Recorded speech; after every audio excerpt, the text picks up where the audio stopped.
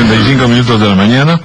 Están con nosotros los congresistas Víctor Andrés García Belaúnde, Alejandro Aguinaga, Javier Velázquez Quesquén y Omar Chejade. Por eso hacía yo referencia al hecho de que tenemos pues ilustrísimas presencias para tratar temas de la actualidad. La primera pues evidentemente es la salida del canciller Rafael Roncayolo, la nominación de la primera mujer que va a dirigir Relaciones Exteriores. Y ciertamente todo esto no ha sido todavía del todo despejado. Y hay allí especulaciones, si en efecto era lo más adecuado y conveniente, si es solamente por razones de salud que se va el señor Roncayolo, y el hecho de que durante todos estos incidentes que han habido con Venezuela, con Ecuador, etcétera, más el tema de la Haya, la pregunta es si en efecto Torre Tagle no debió haber estado en manos de especialistas, gente de carrera que tenga años de expertise, sobre todo porque estamos en una situación particularmente delicada. Así que esa es la primera cuestión que les planteo para conocer vuestra opinión. Empecemos con don Víctor Andrés García Belaúnde. Bienvenidos todos, señores. Bien, muchas gracias por la invitación. Gracias por partir esta mesa tan variopinta. Bueno, yo creo que Roncayolo llegó a la Cancillería sin ser miembro del cuerpo diplomático, sin tener vinculaciones probablemente con la Cancillería, pero yo creo que con su experiencia, larga experiencia trabajando en ONGs y en temas internacionales, pues evidentemente llegó con un tipo de base y rápidamente se adaptó al trabajo de la Cancillería, porque es una institución que tiene diplomáticos muy preparados, y continuó y lo hizo por buen camino el tema de la Haya, que fue a mi modo de ver manejado muy bien. Claro, lo que pasa es que también hubieron algunos problemas ajenos un poco a su voluntad que se presentaron y que al final lo sortió adecuadamente, los temas con Ecuador, el tema con Venezuela. Lo que sorprende es que súbitamente haya renunciado. Yo entiendo que tiene una salud precaria, entiendo que está viajando este sábado a Brasil, como ya estuvo también en Brasil por un tratamiento médico en enero pasado, y que eso le hacía alejarse de la Cancillería por algunos días con licencia. Pero de allí a que no haya podido esperar 30 o 40 o 50 días para ser él el que dé la noticia de los resultados de la Haya, me parece en todo caso raro y sospechoso. No entiendo por qué se ha ido, pero en todo caso respetamos, por supuesto. Pero si le parece raro y sospechoso, tiene que sospechar de alguien, pues, ¿no? Bueno, evidentemente puede haber sido un país llanero, de repente. Claro, le han quitado la confianza en el gobierno, el propio presidente de la República, o puede ser también consecuencia de las denuncias que hiciera contra él el presidente Maduro. Si es así, si Maduro... No fueron denuncias, fueron insultos. Bueno, así es, ofensas. Si es así... Y amenazas. Hay amenazas. Si es que Maduro tiene la capacidad de cambiar cancilleres en el Perú, estaríamos en una situación muy mala, realmente de país pequeño, de republiqueta, ¿no? Sería muy triste si fuese así el caso. Bueno, la perspectiva del Congreso debería pues de repente plantearse una averiguación más extensa. A ver, congresista Alejandro Aguinaga, bienvenido. Gracias, don Raúl. Efectivamente, aquí hay dos situaciones claramente definidas. Uno, la gestión del canciller Roncayolo, que desde el inicio se vio convulsionada. En primer lugar, por la designación de los embajadores políticos, que más que por su profesionalismo eran conocidos por epítetos. Tenemos el cochebomba, el planchacamisas, el conde de Sullana, que es el en Venezuela, alguna colega también dentro de la medicina con una especialidad diferente, y fue trayendo situaciones que no le daban una tranquilidad a la Cancillería. Luego vino esta defenestración de 14 embajadores de primer nivel, dentro de ellos el embajador Ponce Vivanco, que había trabajado arduamente justamente en lograr el Tratado de Itamaraty, que permitió cerrar la frontera con el Ecuador y la paz y la amistad que vivimos ahora, a diferencia del Ecuador, que a día de embajador al Perú. Después hemos visto todos estos problemas con el UNASUR, donde él refirió que antes se iba a sacar un comunicado de los presidentes donde se pedía pues diálogo y que se entre respetando toda la situación democrática en Venezuela, pero no salió ningún comunicado, salió antes la pedida de viaje del presidente. Y como corolario final, lo que hemos vivido, esta situación grotesca, inaceptable, que emite el presidente Maduro hacia nuestro canciller, inaceptable para todos nosotros, por más diferencias políticas que pudiéramos tener, complementada por las declaraciones de uno de los conspicuos miembros de la bancada de Gana Perú, el señor Abu Ataz, que dijo que había que fumigar la Cancillería. Situaciones inaceptables, ¿no es así?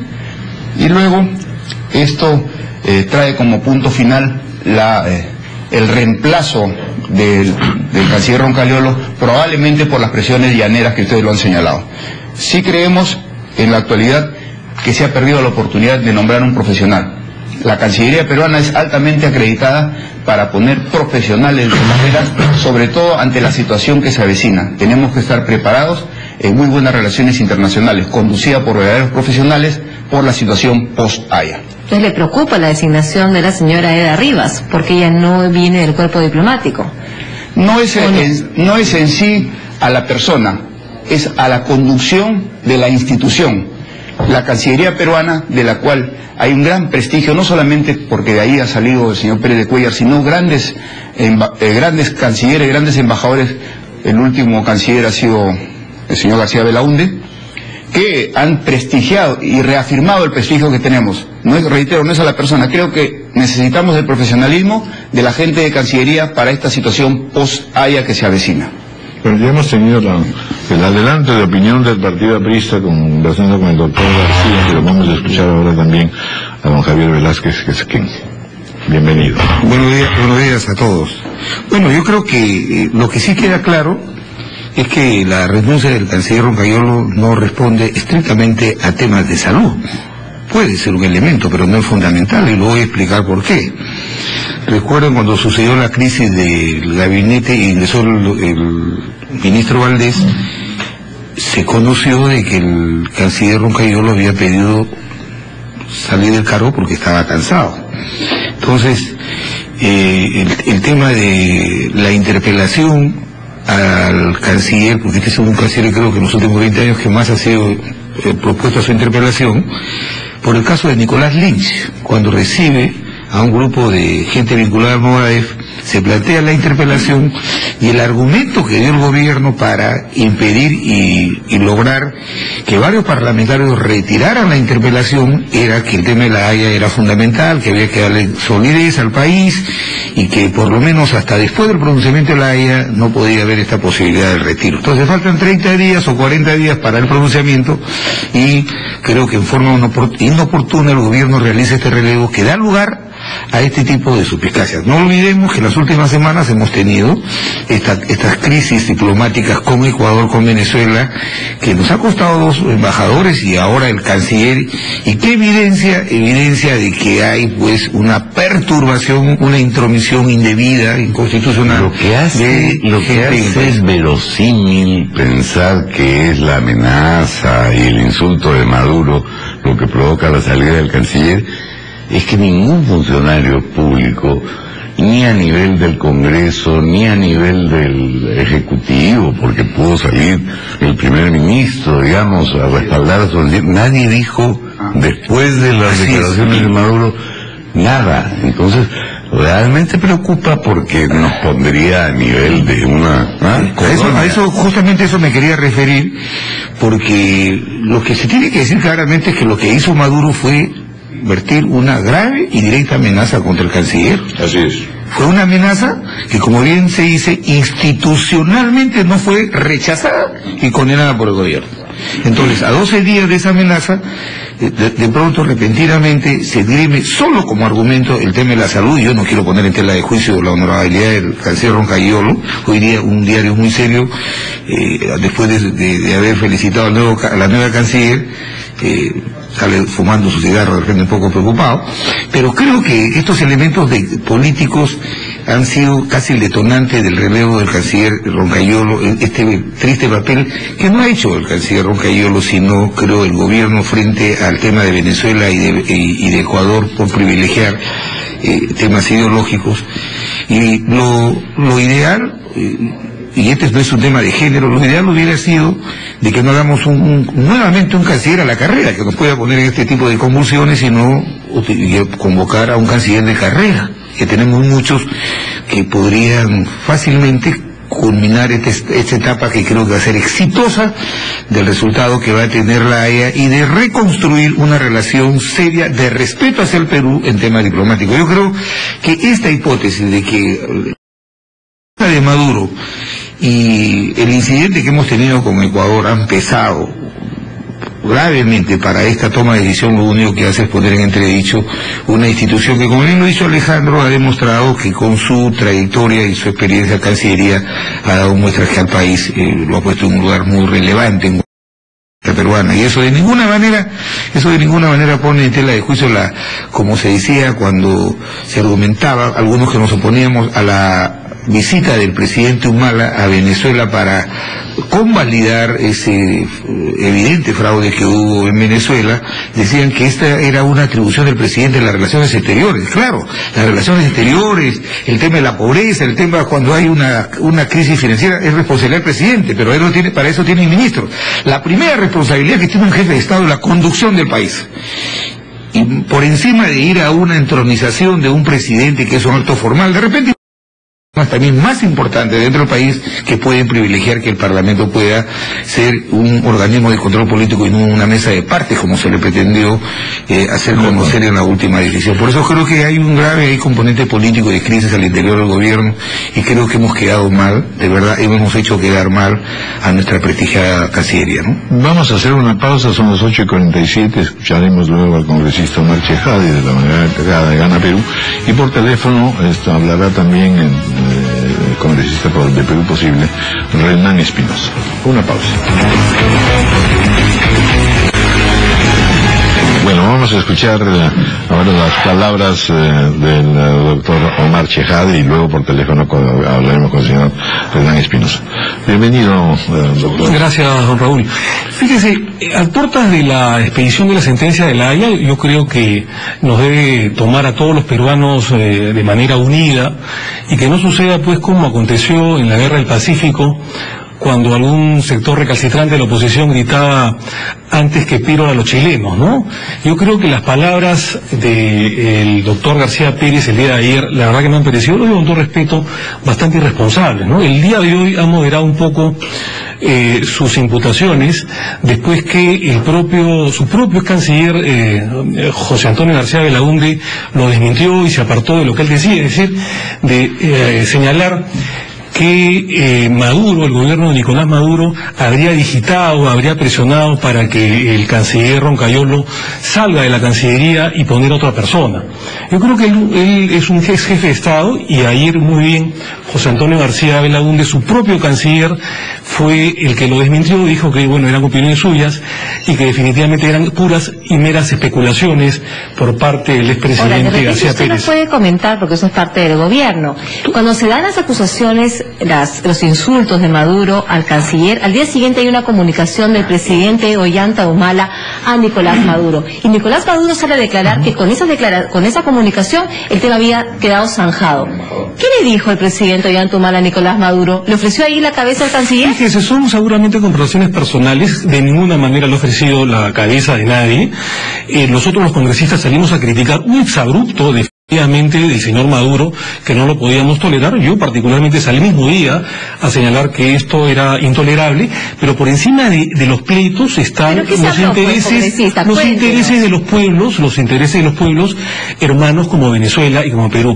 Pero para terminar, Cayetana, la idea. No me ha respondido. No, sí le he respondido. Nosotros salimos evidentemente a respaldar todos ¿cuáles nosotros. ¿Cuáles fueron las satisfacciones que dio el presidente Ollanta Humala a Nicolás Maduro? Bueno, eso lo saben ellos dos, ha sido una conversación probablemente telefónica entre ambos, que ni sus propios congresistas lo podemos saber, pero en todo caso, por encima de ello están los altos intereses del Estado y los altos intereses de los pueblos hermanos como Venezuela y como Perú. Pero independientemente de ello, para terminar la idea, don Raúl, creemos nosotros que se sabe desde hace mucho tiempo, lo que estamos en el mundo de la política, que el canciller, lo sabe además Víctor Andrés García Belaúnde, que el señor Roncayolo tiene una enfermedad, tiene dolencias, digamos, de salud, y que ya en enero pasado viajó a Brasil, pidió licencia, y que ya su estado de salud no daba para más. A mí me hubiera gustado, como dice Víctor Andrés y como dice todos, que se hubiera podido quedar un tiempo más hasta la expedición del fallo de La Haya. Pero primero está para él, obviamente, su salud, y que ésta no colapse. Creo que él ha venido trabajando bien, no solamente el tema de la fase oral, la alegato oral en La Haya, todo el escenario a priori de la sentencia en La Haya, sino fundamentalmente el escenario post-Haya, es decir, la parte de la ejecución de la sentencia, que creemos va a ser favorable para el Perú.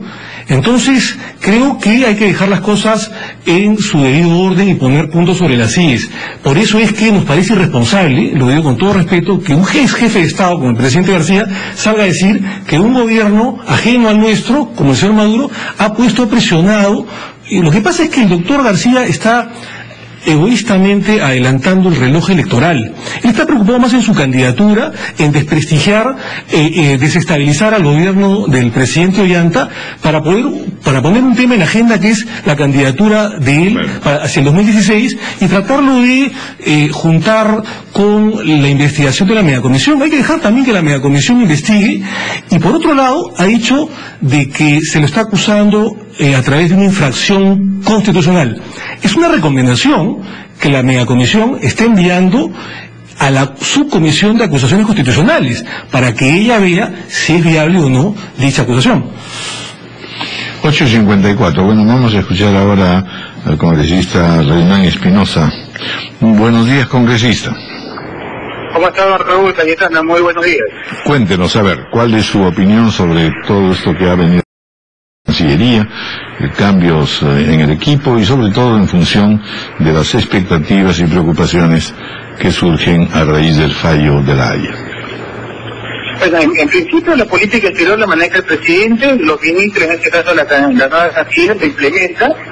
Respecto a La Haya, todos sabemos que ya está en su etapa final, no hay mucho que hacer más que esperar la resolución final, el resultado, el fallo.